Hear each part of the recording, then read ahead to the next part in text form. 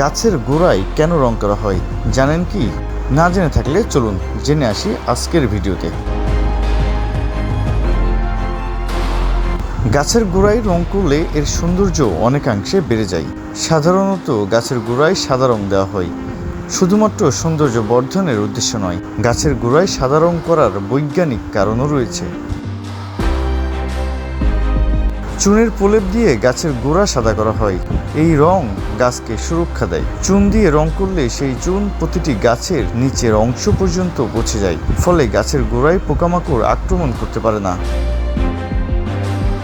শুধু তাই না, এর ফলে গাছের গোড়ায় উই পোকা বাসা বাঁধতে পারে না। এছাড়া চুন গাছের বাইরের স্তরকে সুরক্ষা প্রদান করে। বিশেষজ্ঞদের মত অনুযায়ী গাছের গায়ে চুন দিয়ে রং করলে গাছের বাকল ভালো থাকে, গাছ আরও মজবুত হয়।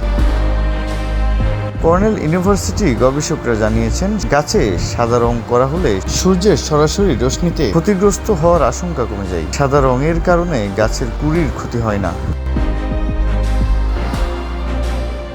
আরও কারণ রয়েছে। রাস্তার ধারে থাকা গাছগুলো সাদা রং করলে স্ট্রিট লাইট না থাকলেও গাছগুলো চোখে পড়ে, যানবাহন যাতায়াতে সুবিধা হয়। দর্শক, এমন অজানা আরও ভিডিও পেতে আমাদের চ্যানেলটি সাবস্ক্রাইব করে রাখুন, লাইক, কমেন্ট, শেয়ার করুন।